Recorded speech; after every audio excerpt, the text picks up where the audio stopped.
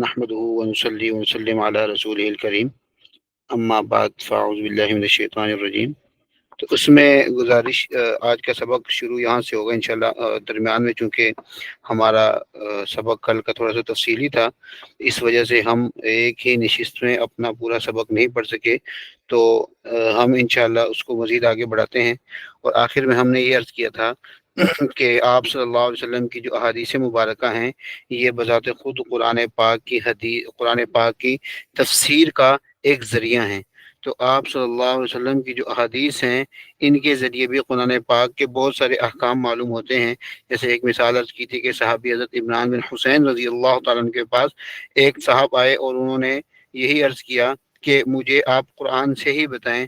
تو حضرت انہوں نے اس آدمی کو بہت احمق کہا۔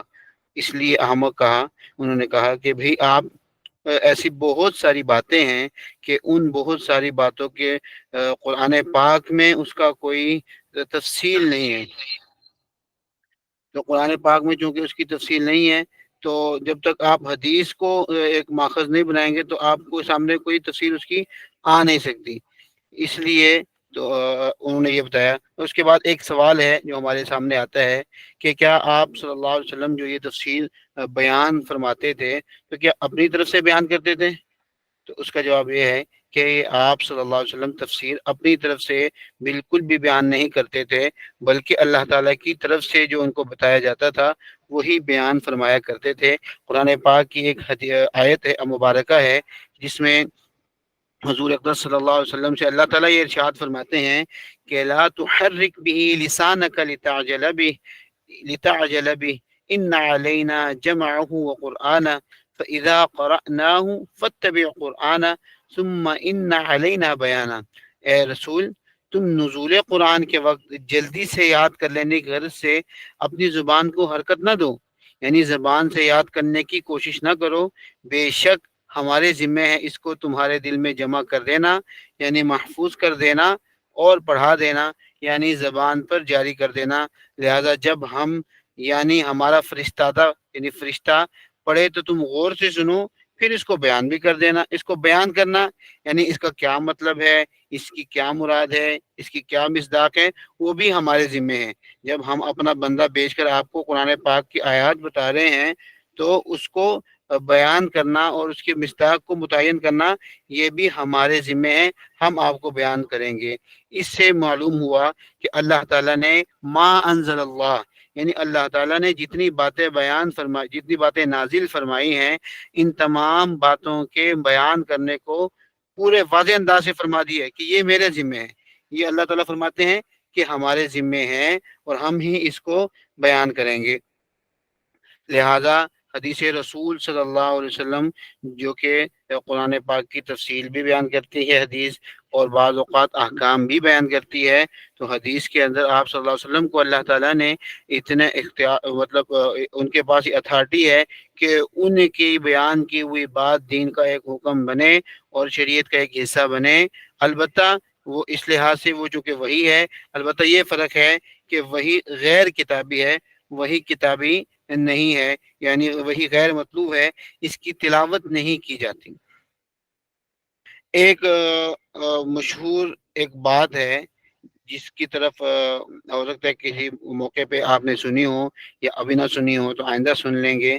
ایک بڑے امام ہیں، امام احمد بن حنبل رحمہ اللہ، اہل سنت والجماعت کے جو 4 ائمہ ہیں، جن میں امام ابو حنیفہ رحمۃ اللہ علیہ، اور امام مالک رحمۃ اللہ علیہ، امام شافعی رحمۃ اللہ علیہ، اور امام احمد بن حنبل رحمہ اللہ، ایک بڑے امام ہیں اور ایک بہت بڑا امت کا طبقہ یہ ان کی جو ہے وہ تقلید کرتا ہے۔ ان سے ایک بات منقول ہے، وہ یہ فرماتے ہیں، ان کی طرف سے بات مشہور ہے، وہ کہتے ہیں کہ میرے نزدیک احادیث تفسیر میں ایک بھی حدیث بھی صحیح نہیں ہے، یعنی جتنی تفسیریں حدیثوں میں بیان کی گئی ہیں میرے نزدیک ان میں ایک حدیث بھی صحیح نہیں ہے۔ تو اس سے تو یہ معلوم ہوتا ہے کہ اہل سنت ہی کے ایک بڑے امام وہ اس بات کے قائل ہیں کہ حدیثیں جو تفسیر بیان کرتی ہیں وہ صحیح نہیں ہیں۔ تو اس کا کیا مطلب ہوا؟ ایک طرف ہم اہل سنت والجماعت ہونے کا دعویٰ ہم بھی کرتے ہیں اور ہم بھی اہل سنت والجماعت ہیں، لیکن ہم کہتے ہیں کہ حدیث سے قرآن پاک کی تفسیر بیان ہوتی ہے، جبکہ امام احمد بن حنبل رحمہ اللہ وہ بھی اہل سنت والجماعت کا حصہ ہیں، وہ بیان فرماتے ہیں کہ میرے نزدیک ان احادیث تفسیر میں سے کوئی حدیث بھی صحیح نہیں ہے۔ تو اب اس کا کیا مطلب ہے؟ اسی طرح ان کے حوالے سے ایک اور بات بھی منقول ہے، وہ فرماتے ہیں کہ تین باتیں کی کوئی اصل نہیں ہے۔ نمبر ایک، مغازی، یعنی جتنے بھی غزوات ہیں اور آپ صلی اللہ علیہ وسلم نے جتنے کافروں کے ساتھ غزوے فرمائے ہیں ان کے بارے میں جتنی باتیں ہیں ان کی کوئی اصل نہیں ہے، بنیاد نہیں ہے، بے بنیاد باتیں ہیں۔ اور دوسری بات وہ یہ کرواتے ہیں کہ لڑائیاں، جتنی بھی دوسری لڑائیاں ہیں، یعنی غزوات کے علاوہ جو لڑائیاں ہیں ان کے بارے میں جو احادیث ہیں یا جو باتیں ہیں ان کی بھی کوئی بنیاد نہیں ہے۔ اور نمبر تین، تفسیر، یعنی تفسیر کے بارے میں ان سے یہ بات منقول ہے۔ اب وہ یہ مشہور ہے، منقول ہے یا نہیں ہے اس کے انشاءاللہ ہم آگے جواب دیں گے، لیکن ان کی طرف سے یہ بات مشہور ہے کہ وہ فرماتے ہیں کہ ان کی کوئی اصل نہیں ہے۔ تو اس کا کیا مطلب ہوا؟ کیا ہم نے جتنی حدیثیں سنی ہیں یا ہم نے ابھی پہلے بتائی ہیں یا آگے بتائیں گے تو کیا وہ صحیح نہیں ہے؟ تو اس کا کیا جواب ہے؟ اگر وہ بات صحیح تو ہماری غلط ہے، اگر ہماری صحیح ہے تو یہ غلط ہے، اور دونوں اہل سنت ہے تو مطلب کیا ہوا پھر؟ تو اس کا جواب یہ ہے کہ امام احمد بن حنبل رحمہ اللہ کی طرف اس قول کی نسبت کرنا ہی درست نہیں ہے۔ یعنی ہم کہتے ہیں کہ امام احمد بن حنبل رحمۃ اللہ علیہ نے یہ فرمایا ہی نہیں ہے۔ کیوں نہیں فرمایا؟ یہ اس کی کیا دلیل ہے؟ اس کی ایک دلیل تو یہ ہے کہ وہ کیسے فرما سکتے ہیں کہ حدیثیں قرآن پاک کی تفسیر کا سورس نہیں ہے، حالانکہ ہم نے قرآن آیات سے اس بات کو ثابت کیا ہے، قرآن پاک کی آیات سے اس بات کو ثابت کیا ہے کہ آپ صلی اللہ علیہ وسلم کے فرائض منصبی میں یہ شامل ہے کہ وہ قرآن پاک کی تفسیر بیان کریں گے، تو یہ پھر وہ کیسے کہہ سکتے ہیں؟ ایک بات۔ اور دوسری بات یہ ہے کہ امام احمد بن حنبل رحمۃ اللہ نے کی ایک کتاب ہے، مسند کا نام ہے، امام احمد بن حنبل رحمۃ اللہ کی کتاب ہے، انہوں نے اپنی اس کتاب میں بہت سی حدیثیں ذکر کی ہیں جو کہ تفسیر کے متعلق ہیں۔ تو اگر وہ یہ فرماتے ہیں کہ کوئی بھی حدیث صحیح نہیں ہے تو بھائی انہوں نے کیوں ذکر کی؟ پھر ان کو تو پھر صحیح حدیثیں ہی ذکر کرنی چاہیے تھی، اگر صحیح نہیں ہے تو ان کو ذکر ہی نہیں کرنی چاہیے تھی، لیکن انہوں نے ذکر کی ہے۔ اس کا مطلب ہے کہ ان کی بات درست، جو ان کی طرف یہ بات منسوب کی جاتی ہے وہ بات منسوب کرنا درست نہیں ہے۔ ایک بات، ایک وجہ تو یہ ہے، اور دوسری وجہ یہ ہے کہ دیکھیں ان کی بات میں اگر یہ آیا نا کہ حدیثیں جو ہیں وہ صحیح نہیں ہیں، تو یہ بھی تو آیا ہے کہ غزوات اور ملاحم یعنی عربوں کے جنگی واقعات وہ بھی ٹھیک نہیں ہیں۔ اب یہ دیکھیں، کوئی بھی اس بات کا قائل نہیں ہے، کوئی بھی یہ بات نہیں کہتا کہ عربوں کے جنگی واقعات ٹھیک نہیں ہیں۔ ایک عام آدمی یہ بات نہیں کہہ سکتا، تو اتنے بڑے امام کی طرف یہ بات منسوب کرنا یہ تو خلاف عقل بات ہے، کیونکہ عربوں کی لڑائیاں تو مشہور ہیں، ہمارے سامنے ہیں، کئی تذکر آتے ہیں۔ تو اس قول میں تو یہ کہا کہ وہ بھی صحیح نہیں ہے، تو اس کا مطلب ہے کہ اس قول کی نسبت ہی امام احمد بن حنبل رحمہ اللہ کی طرف نسبت کرنا، یہ کہنا کہ امام احمد بن حنبل نے یہ فرمایا ہے، یہ کہنا ہی درست نہیں ہے۔ اچھا، ایک تو اول بات تو یہ ہے کہ ہم اس کو تسلیم ہی نہیں کرتے، ہم کہتے ہیں یہ بات ہی آپ کی ٹھیک نہیں ہے۔ اور دوسری بات یہ ہے کہ اگر ہم تسلیم کر بھی لیں کہ امام احمد بن حنبل رحمہ اللہ فرماتے ہیں کہ کوئی بھی حدیث صحیح نہیں ہے، تو اس کا مطلب یہ ہے کہ جو حدیث ہوتی ہے، حدیث محدثین کی اصطلاحات ہوتی ہیں، ان کے نزدیک حدیث صحیح ایک مستقل اصطلاح ہے، حدیث صحیح ایک مستقل اور الگ سے اصطلاح ہے،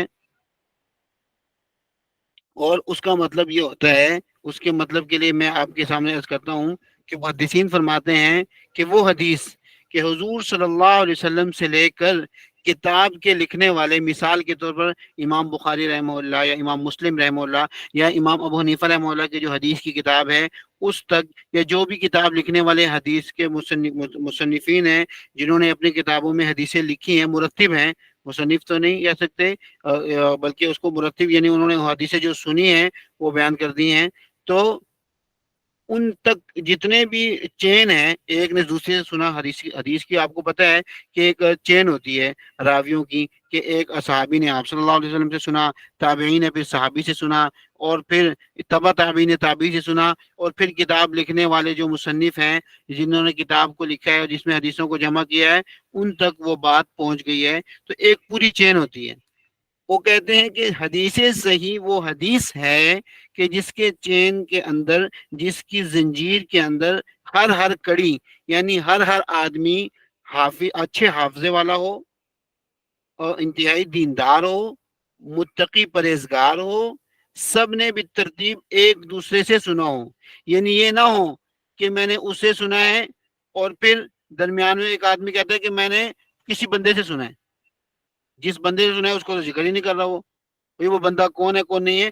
تو اگر کوئی آدمی درمیان میں یہ کہہ دیتا ہے کہ میں نے کسی بندے سے سنا اور بندے کا نام ذکر نہیں کرتا، تو وہ کہتے ہیں یہ حدیث، چاہے حدیث ہو یا نہ ہو، لیکن حدیثیں صحیح نہیں ہے۔ وہ ایک محدثین کی ایک ٹرمینالوجی ہے جس کے مطابق وہ حدیث صحیح اسی کو کہتے ہیں کہ جس میں سب بندوں نے ایک دوسرے سے بلا واسطہ سنا ہو۔ اگر درمیان میں کسی نے یہ کہہ دیا کہ مجھ سے اس کے بارے میں کسی نے بتایا ہے، تو پھر وہ کہتے ہیں یہ حدیث صحیح نہیں ہے۔ اور آپ کے سامنے بات شاید سمجھ آ گئی ہوگی کہ حدیث کا صحیح ہونا اور حدیث کا ضعیف ہونا اس کے راویوں کے اعتبار سے ہوتا ہے۔ یعنی جن حدیث کو بیان کرنے والے درمیان میں جو حضرات آتے ہیں، وہ راوی حضرات جو ہیں، وہ اگر سب کے سب ایسے ہوں جو کہ آپ کے سامنے اسکرین پہ شو ہو رہی ہے تفصیلات ہیں، تو پھر تو حدیث صحیح ہے، ورنہ ان شرائط میں جتنی کمی آتی جائے گی تو حدیث کی صحت میں بھی کمی آتی جائے گی۔ تو یہ بیان فرمایا کہ اگر مذکورہ باتوں میں سے کوئی بھی بات نہ پائی جائے تو محدثین اگرچہ اس کو قابل اعتماد، یعنی ریلائبل اور قابل حجت، یعنی اس کی وجہ سے کسی فعل کو ثابت کرنا اور کسی حکم کو ثابت کرنے کے قابل بنانا اس کو سمجھتے ہیں، لیکن وہ فرماتے ہیں کہ ہماری اصطلاح میں، ہماری ٹرم میں یہ صحیح نہیں ہے۔ چاہے وہ حدیث ہو، حدیث ہے، لیکن حدیثیں صحیح نہیں ہیں۔ اور آپ کے یہ بات تو واضح ہے کہ حدیثیں صرف صحیح نہیں ہیں، بلکہ صحیح کے علاوہ دوسری بھی حدیثیں بہت ساری ہیں، جو مثال کے طور پر اس کو ہم حدیث مقبول کہہ دیتے ہیں، یا بعض حدیثیں ضعیف ہوتی ہیں، اور بعض حدیثیں ایسی ہوتی ہیں کہ جن سے کوئی حکم تو ثابت نہیں ہوتا لیکن اس سے کوئی فضیلت ثابت ہو سکتی ہے۔ تو امام احمد بن حنبل رحمہ اللہ کا مطلب یہ نہیں ہے کہ کوئی حدیث ہے ہی نہیں، وہ کہتے ہیں کہ حدیثیں صحیح نہیں ہیں۔ اور یہ بات بھی آپ اچھی طرح سمجھ لیں کہ کسی حدیث کے صحیح ہونے اور نہ ہونے میں محدثین کے اختلاف ہو سکتا ہے، اس لیے کہ ایک محدث کے سامنے کے طور پر حدیث کی چین میں آنے والے راوی کے کچھ حالات ہوں گے، اور دوسرا اس حالات کی وجہ سے وہ کہے گا کہ بھئی یہ تو قابل اعتماد اتنا نہیں ہے کہ اس کی بیان کردہ حدیث کو ہم صحیح کہیں، اور دوسرے کے سامنے اس طرح کی بات نہیں ہوگی۔ تو اس سے یہ معلوم ہوا کہ حدیث کا، امام احمد بن حنبل رحمہ اللہ کا یہ فرمانا کہ کوئی بھی حدیث صحیح نہیں ہے، اس کا مطلب یہ نہیں ہے کہ وہ حدیث ہے ہی نہیں، بلکہ وہ فرماتے ہیں کہ محدثین کی اصطلاح میں جو صحیح ہے وہ نہیں ہے۔ تو اس بات سے اختلاف بھی کیا جا سکتا ہے، اتفاق بھی کیا جا سکتا ہے، لیکن اس بات سے یہ مطلب مراد لینا کہ حدیث آپ صلی اللہ علیہ وسلم نے تفسیر کو بیان ہی نہیں کی، یا جو کہے کہ آپ نے حدیث بیان کی ہے وہ صحیح نہیں ہے، تو وہ بات ٹھیک نہیں ہے۔ اب دیکھیں، ہم آپ کے سامنے ایک ایسی حدیث ذکر کریں گے جو صحیح تو نہیں ہے لیکن قابل حجت ہے، یعنی صحیح تو نہیں ہے لیکن قابل حجت ہے۔ مثال کے طور پر میں نے کل آپ سے عرض کیا تھا کہ تابعی کسے کہتے ہیں؟ تابعی صحابہ کے ساتھ رہنے والے کو، جس نے ایمان کی حالت میں صحابہ کو ذکر کیا ہو، اس کو دیکھا ہو، تو اس کو تابعی کہتے ہیں۔ تو مثال کے طور پر ایک تابعی نے کسی صحابی سے کوئی روایت سنی لیکن وہ درمیان میں اس صحابی کا تذکرہ ہی نہیں کرتے،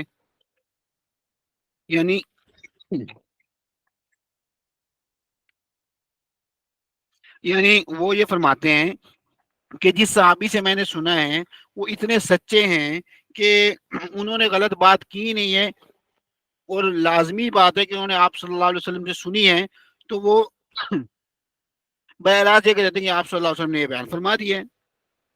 اب دیکھیں، حدیث صحیح کی یہ شرط ہے کہ درمیان میں ہر راوی جو اس کو بیان کرتا ہے، روایت کرتا ہے، وہ بتائے کہ میں نے کس سے سنی ہے۔ یہاں پہ تابعین نے جسے سنی ہے ان کا نام نہیں لیا، اور کیوں نہیں لیا؟ ان کے اوپر بہت زیادہ اعتماد کی وجہ سے ان کا نام نہیں لیا، لیکن محدثین نے جب اس حدیث کو دیکھا تو انہوں نے کہا کہ ہو اس حدیث میں تو ایک راوی نے درمیان والے راوی کو ذکر ہی نہیں کیا، تو یہ حدیث صحیح نہیں ہے۔ لیکن یہ حدیث قابل حجت ہے، اس لیے کہ تابعی نے جو صحابی کا ذکر نہیں کیا، وہ اس لیے ذکر نہیں کیا کہ وہ صحابی معاذ اللہ ان کے کوئی ایسی باتیں تھیں کہ جن کی وجہ سے حدیث کا درجہ کم ہو سکتا تھا، بلکہ وہ تو یہ سمجھتے تھے کہ یہ صحابی تو کبھی آپ صلی اللہ علیہ وسلم کے بارے میں غلط بات کہہ ہی نہیں سکتے، اور انہوں نے جو بات کی وہ 100% درست ہے، اس لیے اگر میں ان کا نام نہ بھی لوں تو پھر بھی بات تو درست ہے، اس لیے انہوں نے نام نہیں لیا۔ لیکن محدثین کے سامنے جب وہ حدیث مبارکہ آئی تو انہوں نے کہا کہ بھئی اس کے اندر تو درمیان میں واسطہ نہیں ہے، لہٰذا یہ حدیث صحیح نہیں ہے۔ اور امام احمد بن حنبل رحمہ اللہ کے جو فقہ حنبلی کے مشہور عالم ہیں ابن تیمیہ رحمہ اللہ فرماتے ہیں، تو انہوں نے اپنے امام صاحب کی بات ان کے سامنے بھی آئی، انہوں نے کیا فرمایا؟ انہوں نے فرمایا کہ احادیث تفسیر کا وہ حصہ جن کی صحت کو معلوم کیا جا سکتا ہے اور پرکھا جا سکتا ہے وہ الحمدللہ بہت زیادہ ہے، بہت سی حدیثیں ہیں۔ اگرچہ امام احمد بن حنبل رحمہ اللہ نے فرمایا ہے کہ 3 چیزیں ایسی ہیں کہ جن کی کوئی اصل نہیں ہے، تو اس کا کیا مطلب ہے؟ اس کا مطلب یہ ہے کہ تفسیر سے متعلق بہت سی روایات مرسل ہیں۔ مرسل کون سی روایت کو کہتے ہیں؟ جس روایت کے بارے میں ابھی بتایا کہ تابعی نے صحابی سے ایک بات سنی اور ان تابعی نے صحابی کا ذکر نہیں کیا، تو اس روایت کو حدیث وہ صحیح نہیں کہتے بلکہ کیا کہتے ہیں؟ مرسل کہتے ہیں۔ تو امام ابن تیمیہ رحمہ اللہ انہوں نے کیا فرمایا کہ حدیث کے متعلق تفصیل کے متعلق بہت سی روایات مرسل روایات ہیں، اس لیے امام احمد بن حنبل رحمہ اللہ کے قول کا یہ مطلب ہے، یہ مطلب نہیں ہے کہ کوئی بھی حدیث صحیح نہیں ہے، اور وہ ہو بھی نہیں سکتا۔ اس کی وجوہات میں نے تفصیل سے آپ کے سامنے ذکر کر دی ہیں۔ ایک وجہ تو عقلی وجہ یہ ہے کہ اگر یہ بات ہوتی تو اپنی تفسیر کی اپنی حدیث کی کتاب میں تفسیری احادیث کو ذکر ہی کیوں فرماتے؟ اور دوسری تفصیلی وجوہات بھی میں نے آپ کے سامنے عرض کی ہیں۔ 2 ماخذ ہمارے ہو گئے ہیں کہ جن کے بارے میں ہم نے کہا تھا کہ ہمیں تفسیر اس ماخذ سے معلوم ہو سکتی ہے۔ اب ہم تیسرا ماخذ ذکر کرتے ہیں، وہ اقوال صحابہ ہے، اور صحابہ کے اقوال میں سے صحابہ کرام رضی اللہ تعالیٰ عنہم اجمعین کی میں آپ کے سامنے کچھ خصوصیات ذکر کرتا ہوں، پھر ان کے اقوال کی اہمیت بھی آپ کے سامنے معلوم ہو جائے گی کہ وہ صحابہ کرام انہوں نے جو تفسیر بیان کی ہے وہ اس لیے قابل قبول ہے کہ وہ براہ راست آپ صلی اللہ علیہ وسلم کے شاگرد تھے، اور باقاعدہ صحابہ کرام نے آپ صلی اللہ علیہ وسلم سے تفسیر سیکھی ہے، اور ایسا نہیں ہے کہ صرف عربی سیکھی ہو، اس لیے کہ عربی سیکھنے کی ان کو کوئی ضرورت نہیں تھی، وہ خانہ زاد عرب تھے، ان کو عربی بڑی اچھی طریقے سے آتی تھی، لیکن پھر بھی انہوں نے عربی تفسیر سیکھی ہے، تو اس سے مراد یہ ہے کہ انہوں نے اس کے مضامین سیکھے ہیں۔ اور صحابہ کرام رضی اللہ تعالیٰ کے ہاں یہ مشہور تھا کہ جو سورہ بقرہ سیکھتا تھا ان کو بڑا عالم سمجھتے تھے۔ تو صرف ایک سورہ بقرہ سیکھنے کا مطلب، بڑا عالم ہونا کا مطلب یہ ہے کہ سورہ بقرہ میں جتنے بھی تفسیری مضامین ہیں وہ سب وہ سیکھتے تھے۔ وہ جو سب سیکھتے تھے تو ظاہر ہے کہ وہ بہت تفصیلی ہوتے تھے، اور آپ صلی اللہ علیہ وسلم کے پاس جا جا کے اس کو سیکھا کرتے تھے۔ تو پھر دیکھ لیں کہ ان کو وہ عالم اس لیے سمجھتے تھے، ورنہ صرف عربی حاصل کرنا اتنی بڑی بات نہیں تھی، وہ تو ان کو پہلے ہی سے آتی تھی۔ ٹھیک ہے۔ حضرت انس رضی اللہ فرماتے ہیں کان الرجل اذا قرأ البقرة وآل عمران جد فی اعیننا، کہ جب کوئی شخص سورہ بقرہ اور سورہ آل عمران پڑھ لیتا تو ہماری نگاہوں میں وہ بہت قابل احترام ہو جاتا تھا کہ بھئی بہت بڑا آدمی ہے۔ اور موطئ امام مالک رحمہ اللہ میں حضرت عمر رضی اللہ عنہ کے بارے میں فرمایا ہے کہ اقام ابن عمر علی حفظ البقرة ثمان سنین، کہ حضرت عبداللہ بن عمر رضی اللہ عنہ نے سورہ، حضرت عمر لکھا ہے لیکن حضرت عبداللہ بن عمر کا ہے کہ انہوں نے سورہ بقرہ یاد کرنے میں 8 سال لگائے ہیں۔ اب دیکھیں 8 سال میں ہم کہتے ہیں کہ درس نظامی کا ایک عالم بن جاتا ہے، تو انہوں نے سورہ بقرہ سیکھنے میں 8 سال لگا لیے ہیں، تو کیا انہوں نے کیا سیکھا ہوگا آپ کے خیال سے؟ کہ انہوں نے کیا سیکھا ہوگا؟ کہ بس ترجمہ سیکھا ہوگا؟ نہیں بالکل ترجمہ نہیں سیکھا ہوگا، انہوں نے بہت کچھ سیکھا ہوگا آپ صلی اللہ علیہ وسلم سے. تو 8 سال ظاہر ہے کہ صرف الفاظ یاد کرنا نہیں تھا، کیونکہ ان کا حافظہ کمزور نہیں تھا. وہ تو ایسے لوگ تھے کہ ان کو تو گھوڑوں کے نسب یاد ہوتے تھے. صرف یاد کرنا مقصد نہیں تھا، بلکہ اس صورت کے متعلق جتنی بھی تفصیلات ہیں وہ ساری آپ صلی اللہ علیہ وسلم سے وہ حاصل کیا کرتے تھے. اور عبداللہ بن مسعود اللہ فرماتے ہیں کہ اس ذات کی قسم جس کے سوا کوئی معبود نہیں، کہ کتاب اللہ کی کوئی ایسی آیت نہیں ہے کہ جس کے بارے میں مجھے یہ معلوم نہ ہو کہ وہ کس بارے میں اور کہاں نازل ہوئی. اور اگر مجھے کسی ایسے شخص کا پتہ چلے جو قرآن پاک کتاب اللہ یعنی قرآن پاک کے بارے میں مجھ سے زیادہ جانتا ہو اور سواریاں اس کے پاس پہنچا سکتی ہوں، تو اس کے پاس میں ضرور جاؤں گا. یعنی اس کے پاس جانا ممکن ہو تو میں ضرور جایا کروں گا. یہ اتنی بڑی بات ہے. حضرت صحابہ کرام رضی اللہ عنہ اتنی محنت سے یہ حدیث اور تفسیر سیکھی ہے، تو ان کا قول ظاہری سی بات ہے کہ معتبر بھی ضرور ہوگا. اور ایک حدیث پاک میں مشہور تابعی امام عبد الرحمن سلمی رحمۃ اللہ فرماتے ہیں کہ صحابہ کرام میں سے جو حضرات قرآن کریم کی تعلیم دیا کرتے تھے، مثلا حضرت عبداللہ بن عمر، حضرت عبداللہ بن مسعود رضی اللہ، حضرت عثمان، حضرت عبداللہ بن مسعود رضی اللہ تعالیٰ عنہما وغیرہ، انہوں نے ہمیں بتایا ہے کہ وہ جب آپ صلی اللہ علیہ وسلم سے 10 آیتیں سیکھتے تو وہ اس سے آگے اس وقت تک نہیں بڑھتے تھے جب تک کہ ان آیتوں کی تمام فکری، یعنی ان باتوں سے ہم نے کیا کیا عقیدہ لینا ہے، کیا کیا نظریہ لینا ہے، وہ باتیں، اور تمام عملی باتوں کا علم حاصل نہ کر لیں، اس وقت تک وہ آگے جاتے ہی نہیں تھے. تو صحابہ کرام کی بڑی اس میں حیثیت ہے اور بڑا درجہ ہے کہ وہ جو حدیث کا تفسیر بیان کریں گے، اپنی قرآن پاک کی جو تفسیر بیان کریں گے، تو وہ ہمارے لیے حجت ہے. اور اس کے بعد تابعین کا میں نے عرض کیا تھا کہ صحابہ کرام رضی اللہ تعالیٰ عنہ کی زیارت کرنے والے ایمان کی حالت میں ان لوگوں کو تابعین کہتے ہیں. اور ان کے اقوال کی حیثیت یہ ہے کہ اگر دیکھیں تابعی کوئی ایسی تفسیر کسی صحابی سے نقل کرے، تو اگر کسی صحابی سے نقل کرتا ہے تو ہم یہی کہیں گے کہ اگر وہ صحابی خود ایک بات کہتے تو ہم اس کو مانتے. تو ان تابعین نے بھی ان کی طرف سے جو بات کی ہے وہ بھی قابل قبول ہے. اور اگر وہ کہے کہ بھئی یہ اپنی طرف سے بیان کرے، صحابہ کی طرف سے منسوب ہو کر بیان نہ کرے، تو پھر ہم دیکھ لیں گے کہ اس حدیث کی تفسیر میں کیا صرف یہی قول ہے یا اور بھی کوئی اس تفسیر قرآن پاک کی اس آیت کی تفسیر میں کیا کوئی اور اقوال ہیں یا دوسرے اقوال نہیں ہیں. اگر تو اور اقوال ہوں گے تو پھر، اگر تو اور اقوال نہیں ہوں گے تو پھر ہم تو تابعی کا قول مان لیں گے اور کہیں گے کہ حجت ہے، کیونکہ انہوں نے آپ صلی اللہ علیہ وسلم کے صحابہ سے ہی سنا ہوگا. ان کے بغیر تو وہ کوئی بات کر ہی نہیں سکتے. اور اگر اس کے خلاف کوئی قول موجود ہوگا تو پھر ہم اس صورت میں اس تابعی کا قول حجت نہیں ہوگا، بلکہ دیکھیں گے کہ اس آیت کی تفسیر میں قرآن کریم، لغت عرب اور احادیث نبویہ اور صحابہ کرام کے جو فرامین ہیں وہ، اور دوسرے جو شرعی دلائل ہیں ان پر ہم غور کر کے ہی کوئی فیصلہ کریں گے.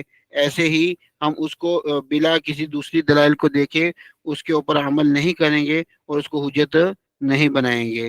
تو تابعین کے اقوال بھی حجت ہیں، لیکن اس کے میں نے آپ کو کنڈیشن بتا دی ہے. کس صورت میں حجت ہیں؟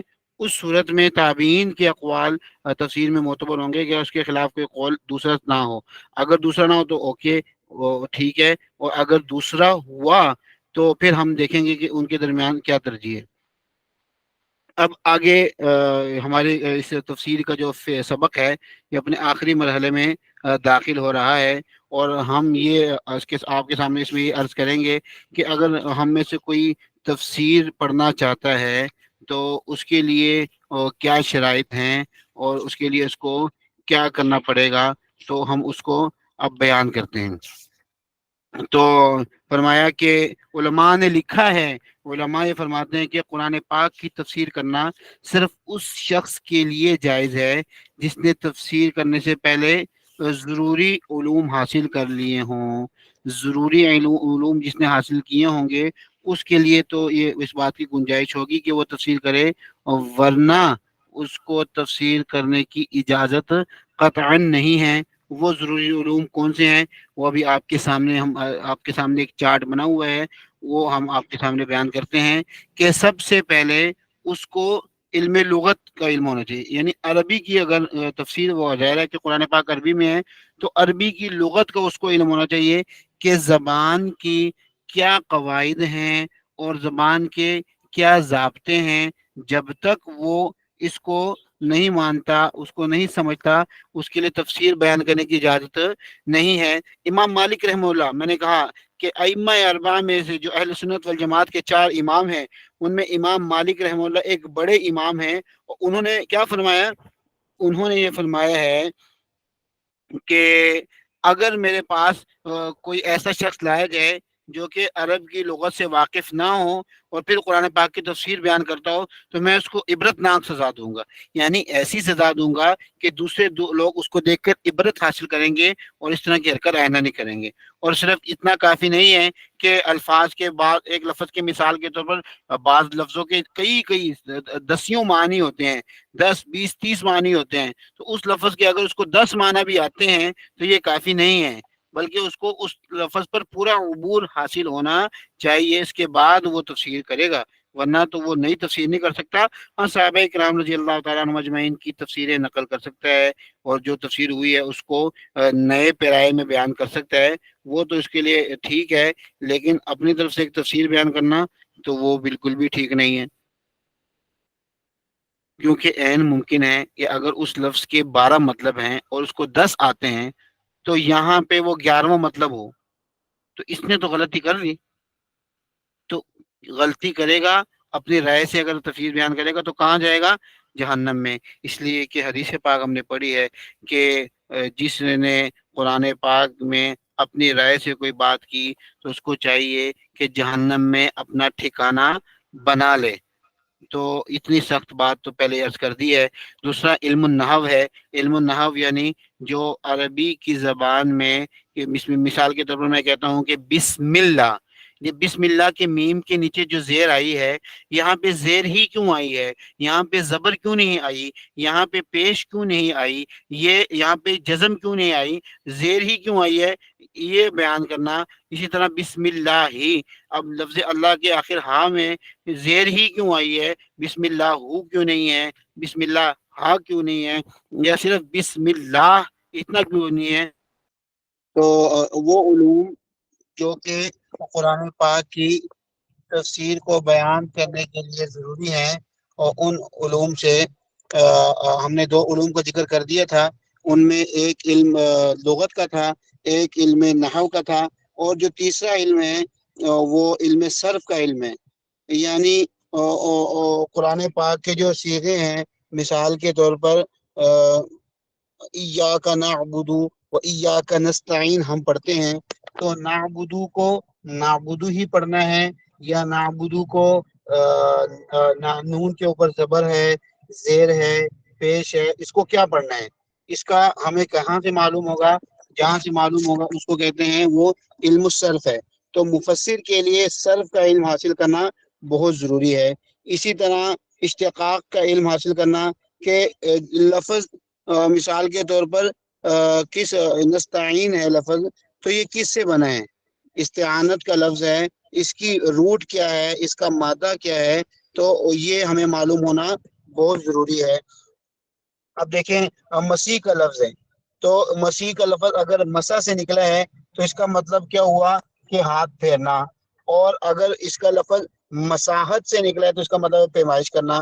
تو اب اگر قرآن پاک میں فم سہو کا لفظ آ گیا ہے کہ تم مسا کرو، تو اب یہ مسا کرنے سے مراد کیا مسا کرنا ہے یا پیمائش کرنا ہے؟ کیسے معلوم ہوگا؟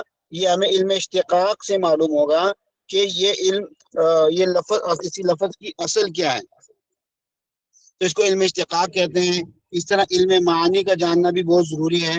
علم معانی میں کیا ہوتا ہے کہ لفظ کے ایک تو مطلب ہوتا ہے، لیکن اس مطلب کے اندر اور بہت سی باتیں پوشیدہ ہوتی ہیں، اور وہ باتیں علم معانی ہی کے ذریعے سے ہمیں معلوم ہو سکتی ہیں۔ اور اس کے علاوہ جو 7واں علم، چھٹا علم ہے، وہ علم بیان ہے۔